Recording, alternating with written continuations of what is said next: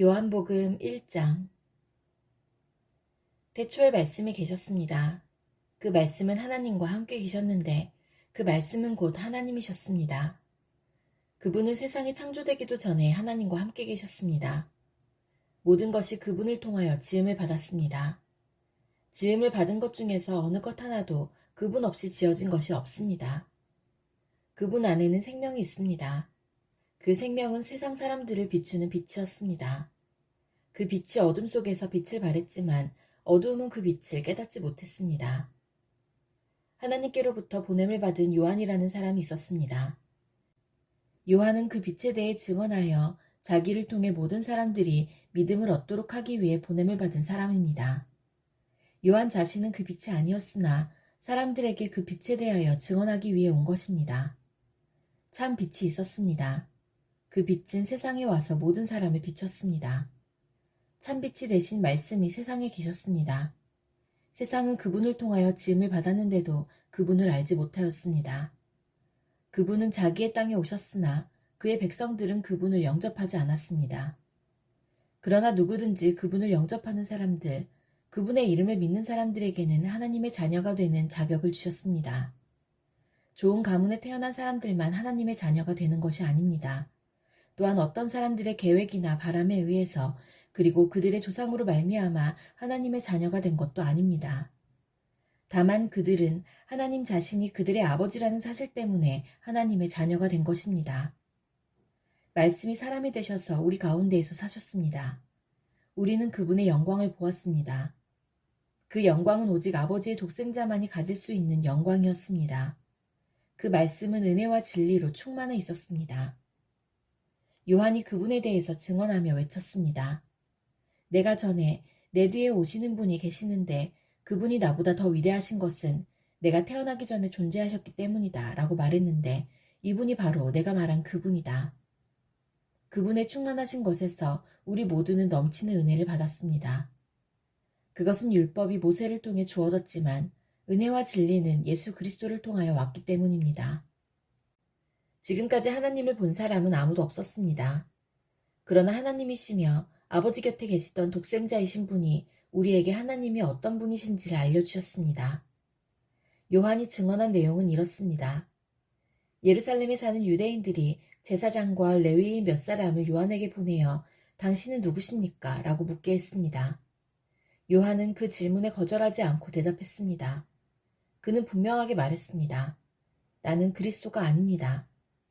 그러자 그 사람들이 요한에게 물었습니다. 그럼 도대체 당신은 누구십니까? 엘리야입니까? 요한이 대답했습니다. 아니요, 나는 엘리야가 아닙니다. 그러자 그 사람들이 물었습니다. 장차 오시기로 한 그 예언자입니까? 요한은 또 대답했습니다. 아닙니다. 그러자 그들이 요한에게 말하였습니다. 그렇다면 당신은 누구십니까? 우리는 우리를 보낸 사람들에게 보고해야 합니다. 대답해 주십시오. 당신은 자신을 무엇이라고 생각하십니까? 요한은 그 사람들에게 이사야 선지자의 말씀을 인용하여 대답했습니다. 나는 광야에서 주님을 위하여 길을 곧게 만들어라 하고 외치는 사람의 소리입니다. 보냄을 받은 유대 사람들 중에는 바리새인이 보낸 사람이 있었습니다. 그 사람들이 요한에게 물었습니다. 당신이 그리스도도 아니고 엘리야도 아니고 예언자도 아니라면 왜 사람들에게 세례를 줍니까? 요한이 대답했습니다. 나는 사람들에게 물로 세례를 줍니다. 그러나 여러분 가운데 여러분이 알지 못하는 한 사람이 서 계십니다. 그분은 내 뒤에 오시는 분이지만 나는 그분의 신발끈을 풀 자격도 없는 사람입니다. 이 모든 것은 요한이 세례를 주던 요단강 동편 베다니에서 일어난 일이었습니다. 다음날 요한은 자기에게 오시는 예수님을 보고 이렇게 말했습니다. 보십시오. 세상 죄를 지고 가시는 하나님의 어린 양이십니다. 이분이 바로 내가 내 뒤에 오시지만 그분이 나보다 더 위대하신 것은 내가 태어나기 전에 존재하셨기 때문이다 라고 말했던 분입니다. 나도 이분이 누구신지를 알지 못했습니다. 그러나 내가 물로 세례를 주러 온 이유는 이분을 이스라엘 백성들에게 알리기 위해서입니다. 또 요한이 증거했습니다. 나는 성령께서 비둘기처럼 하늘로부터 내려와 그분 위에 머물러 계신 것을 보았습니다. 나 역시 그분이 그리스도이신 것을 알지 못하였습니다. 그러나 나를 보내어 물로 세례를 주라고 하신 분이 너는 그 어떤 사람에게 성령이 내려와 그 위에 머무르는 것을 보면 그 사람이 성령으로 세례를 주실 바로 그분인 줄 알아라 하고 말씀하셨습니다. 나는 그분이 하나님의 아들이신 것을 보았고 그분이 바로 하나님의 아들이라고 증언하였습니다. 그 다음날 요한은 제자 두 사람과 함께 다시 그 자리에 서 있었습니다. 그는 예수님께서 지나가시는 것을 보고 말했습니다. 보아라, 하나님의 어린 양이시다. 제자 두 사람은 요한이 이렇게 말하는 것을 듣고 예수님을 따라갔습니다. 예수님께서는 몸을 돌려 자기를 따라오는 두 사람을 돌아보며 물으셨습니다. 원하는 것이 무엇이냐? 그들은 랍비님, 사시는 곳이 어디입니까? 라고 말했습니다. 랍비라는 말은 선생이라는 뜻입니다. 예수님께서는 와서 보아라 하고 대답하셨습니다. 그래서 두 사람은 예수님과 함께 갔습니다. 그들은 예수님께서 머무르시는 곳을 보았고 그날 예수님과 함께 그곳에서 지냈습니다. 때는 오후 4시쯤이었습니다. 요한에게서 예수님에 대한 이야기를 듣고 예수님을 따른 두 제자 중 한 사람은 시몬 베드로의 동생 안드레였습니다. 안드레가 첫 번째 한 일은 그의 형 시몬을 찾은 일이었습니다. 그는 시몬에게 우리가 메시아를 찾았어 라고 말했습니다. 메시아란 그리스도를 가리키는 말입니다. 그러고 나서 안드레는 시몬을 예수님께 데려왔습니다. 예수님께서는 시몬을 보시고 내가 요한의 아들 시몬이구나. 이제 너를 게바라고 부르겠다. 라고 말씀하셨습니다. 게바란 베드로란 뜻입니다. 다음날 예수님께서는 갈릴리로 가기를 원하셨습니다. 예수님께서는 빌립을 만나시자 그에게 나를 따라오너라 하고 말씀하셨습니다. 빌립은 안드레와 베드로와 같은 동네인 벳세다 사람이었습니다. 빌립은 나다나엘을 만나고는 그에게 이렇게 말했습니다. 모세가 율법책에 썼고 예언자들도 기록한 그분을 우리가 찾았다. 나사렛 사람 요셉의 아들 예수님이 바로 그분이시다. 그러나 나다나엘은 빌립에게 나사렛에서 뭐 좋은 것이 나올 수 있겠는가 라고 말했습니다. 빌립은 와서 보아라 하고 대답했습니다. 예수님께서는 나다나엘이 자기에게 오는 것을 보시고 여기 참 이스라엘 사람이 있다. 이 사람에게는 거짓된 것이 하나도 없다 라고 말씀하셨습니다. 나다나엘은 예수님께 저를 어떻게 하십니까? 하고 물었습니다. 예수님께서 대답하셨습니다. 빌립이 너를 부르기 전 내가 무화과나무 아래에 있는 것을 내가 보았다. 나다나엘은 예수님께 선생님, 당신은 하나님의 아들이시며 이스라엘의 왕이십니다. 라고 대답했습니다. 예수님께서는 나다나엘에게 내가 무화과나무 아래에 있는 것을 내가 보았다고 말해서 나를 믿느냐? 그러나 너는 그것보다 더 큰 일을 보게 될 것이다. 라고 대답하셨습니다.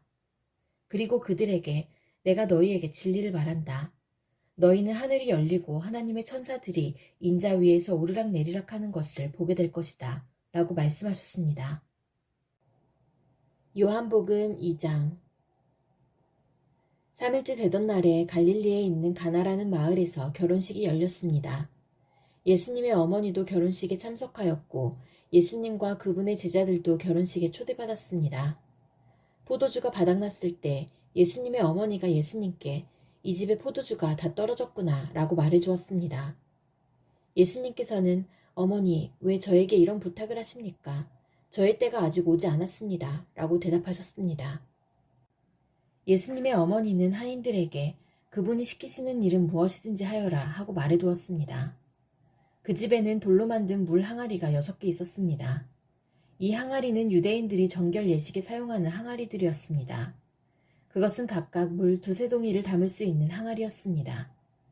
예수님께서 하인들에게 항아리에 물을 채워라 하고 말씀하셨습니다. 하인들은 항아리에 물을 가득 채웠습니다. 그러자 예수님께서는 그들에게 자, 이제 그것을 퍼다가 잔치를 주관하는 사람에게 갖다 주어라 하고 말씀하셨습니다. 하인들은 물을 떠서 잔치를 주관하는 사람에게 갖다 주었습니다. 하인이 떠다 준 물을 잔치를 주관하는 사람이 맛보았을 때 그 물은 포도주가 되어 있었습니다. 그는 그 포도주가 어디서 난 것인지 알지 못하였지만 물을 가져온 하인들은 알고 있었습니다. 잔치를 주관하는 사람은 신랑을 불렀습니다. 그리고 그에게 사람들은 항상 처음에 좋은 포도주를 내놓고 손님들이 취한 다음에는 값싼 포도주를 내놓는 법인데 당신은 지금까지 가장 좋은 포도주를 보관하고 계셨군요. 하고 말하였습니다. 예수님께서는 이 첫 번째 표적을 갈릴리 가나에서 행하셨으며 거기서 그의 영광을 보여주셨습니다. 그러자 그의 제자들이 그를 믿게 되었습니다. 이 일이 있은 후 예수님께서는 그의 어머니와 형제들과 제자들과 함께 가버나움이라는 마을로 가서 며칠 동안 머무르셨습니다. 유대의 명절인 유월절이 가까우자 예수님께서는 예루살렘으로 올라가셨습니다. 예수님께서는 성전 뜰 안에서 소와 양과 비둘기를 팔고 있는 사람들과 또 상에 앉아서 돈을 바꿔주는 사람들을 보셨습니다. 예수님께서는 끈으로 채찍을 만들어 양과 소를 비롯하여 모든 짐승을 성전 뜰에서 쫓아내셨습니다. 예수님께서는 돈 바꾸는 사람들의 상을 뒤엎으시고 그 사람들의 돈을 흩트리셨습니다. 그리고 비둘기를 파는 사람들에게 명령하셨습니다. 이것들을 여기서 치워라. 내 아버지의 집을 시장터로 만들지 마라.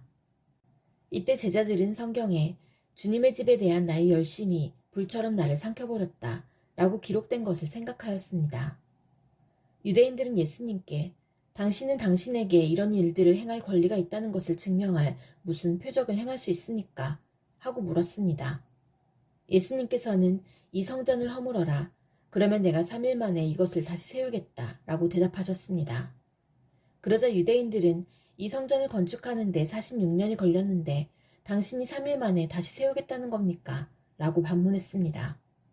그러나 예수님께서 말씀하신 성전은 그분 자신의 몸을 가리키는 것이었습니다. 예수님께서 죽은 자들 가운데서 부활하신 후에 그분의 제자들은 예수님께서 이렇게 말씀하신 것을 기억하였고 그들은 성경과 예수님께서 하신 말씀을 믿었습니다. 예수님께서 예루살렘에 계시는 유월절 기간 동안 많은 사람들이 그분이 행하시는 표적을 보고 예수님을 믿었습니다. 그러나 예수님께서는 모든 사람을 알고 계셨기 때문에 자기 자신을 그 사람들에게 맡기지 않으셨습니다. 예수님께서는 사람들의 마음속에 무엇이 들어있는지 알고 계셨기 때문에 사람에 대해서 어느 누구의 증언이 필요가 없었습니다. 요한복음 3장. 바리새인들 중에 니고데모라는 사람이 있었습니다. 그는 유대 공의회 의원 중 한 사람이었습니다. 어느 날 밤 니고데모가 예수님을 찾아왔습니다. 그는 선생님, 우리는 당신이 하나님께로부터 오신 선생님이라는 것을 압니다. 하나님께서 함께 하시지 않는다면 아무도 선생님께서 하셨던 일들을 행할 수 없습니다. 라고 말했습니다. 예수님께서 대답하셨습니다. 내가 너에게 진리를 말한다. 누구든지 다시 태어나지 않으면 하나님의 나라를 볼 수 없다. 니고데모가 예수님께 물었습니다. 사람이 이미 나이가 많아 어른이 되었는데 어떻게 다시 태어날 수 있겠습니까? 어머니의 태 안에 다시 들어가 2번씩이나 태어날 수 있겠습니까? 예수님께서는 이렇게 대답하셨습니다. 내가 너에게 진리를 말한다. 누구든지 물과 성령으로 태어나지 않는다면 그 사람은 하나님 나라에 들어갈 수 없다. 사람이 육체적으로는 그의 부모로부터 태어나지만 영적으로는 성령으로부터 태어난다. 내가 너에게 다시 태어나야 한다 라고 말한 것에 너무 놀라지 마라. 바람은 제 맘대로 부는 법이다. 너는 바람 부는 소리는 듣지만 그 바람이 어디서부터 와서 어디로 가는지는 알지 못한다. 성령으로 다시 태어나는 모든 사람도 이와 같다. 니고데모는 이런 일이 어떻게 가능할 수 있습니까? 라고 물었습니다. 예수님께서 대답하셨습니다. 너는 이스라엘의 선생인데도 이 일들을 이해하지 못하느냐? 내가 너에게 진리를 말한다. 우리는 우리가 아는 것을 말하고 우리가 본 것을 증언한다. 그러나 너희는 우리가 증언한 것을 받아들이지 않고 있다. 내가 너희에게 이 세상의 일들에 대해 말했는데도 너희는 나를 믿지 않는데 내가 너희에게 하늘의 일들을 말한다면 너희가 어떻게 믿겠느냐? 하늘에서 내려온 사람, 곧 인자 외에는 하늘에 올라간 사람이 아무도 없다. 모세가 광야에서 뱀을 높이 들었던 것처럼 인자도 들려야 한다. 그것은 그를 믿는 사람들에게 영생을 얻게 하기 위해서이다. 이와 같이 하나님께서는 세상을 사랑하여 독생자를 주셨다. 이는 누구든지 그의 아들을 믿는 사람은 멸망하지 않고 영생을 얻게 하려 하심이다. 하나님께서는 세상을 심판하시기 위해 그의 아들을 세상에 보내신 것이 아니라 자기 아들을 통하여 세상을 구원하시기 위해 아들을 보내신 것이다. 하나님의 아들을 믿는 사람은 유죄 판결을 받지 않는다. 그러나 그를 믿지 않는 사람은 이미 유죄 판결을 받은 것이다. 그것은 사람이 하나님의 독생자의 이름을 믿지 않았기 때문이다. 판결 내용은 이렇다. 빛이 세상에 와 있지만 사람들은 빛보다는 어두움을 더 좋아하였다는 것이다. 그들이 어두움을 더 좋아하는 것은 그들의 행위가 악하기 때문이다. 악을 행하는 사람마다 빛을 미워하며 또한 빛으로 말미암아 자기의 행위가 폭로되는 것이 두려워 빛을 향해 나오지 않는다. 그러나 진리를 행하는 사람은 그가 행한 모든 일들이 하나님을 통하여 행한 것이라는 사실을 나타내기 위해 빛을 향해 나온다. 이 일이 있은 후 예수님과 그의 제자들은 유대지방으로 갔습니다. 예수님께서는 거기서 그의 제자들과 함께 머무르시면서 사람들에게 세례를 주셨습니다. 세례자 요한도 살렘 근처에 있는 에논에서 세례를 주었습니다. 이는 그곳에 물이 많고 사람들도 계속해서 자기에게 나아왔기 때문입니다. 이때는 요한이 아직 감옥에 갇히기 전이었습니다. 요한의 제자들 중 몇 사람과 유다인 사이에 정결 예법에 대한 논쟁이 벌어졌습니다. 그래서 그들은 요한에게 와서 선생님, 요단강 동편에서 선생님과 함께 계시던 분, 즉 선생님께서 이전에 증언하셨던 그분이 지금 세례를 주고 계시며 모든 사람들이 그분에게로 가고 있습니다. 라고 말했습니다. 요한이 대답했습니다. 하늘에 하나님께서 주지 않으시면 사람은 아무것도 받을 수 없다. 너희들은 나는 그리스도가 아니며 그분보다 앞서 보냄을 받은 사람이다 라고 말한 것을 들은 증인들이다. 신부의 주인은 신랑이다. 신랑을 기다리며 그가 오는 소리에 귀를 기울이는 신랑의 친구는 신랑의 소리를 듣고 대단히 기뻐한다. 나의 기쁨도 이와 똑같은 것이다. 나의 기쁨이 이제 이루어졌다. 그분은 점점 더 위대해질 것이고 나는 점점 더 사람들의 관심에서 멀어지게 될 것이다. 위로부터 오신 분은 모든 것 위에 계신 분이다. 땅으로부터 온 사람은 땅에 속하여 땅의 일을 말한다. 그러나 하늘로부터 오신 분은 모든 것 위에 계신 분이다. 그분은 그가 보고 들었던 것을 증언하신다. 그러나 아무도 그분의 증언을 받아들이지 않는다. 그분의 증거를 받아들이는 사람은 하나님이 참되신 분이라는 사실을 인정한다. 하나님께서 보내신 그분은 하나님의 말씀을 전하신다. 하나님께서는 그분에게 성령을 한없이 주셨다. 아버지는 아들을 사랑하셔서 모든 것을 그의 손에 맡기셨다. 아들을 믿는 사람은 영생이 있지만 아들을 거역하는 사람은 생명을 보지 못하고 도리어 그에게 하나님의 진노가 있을 것이다.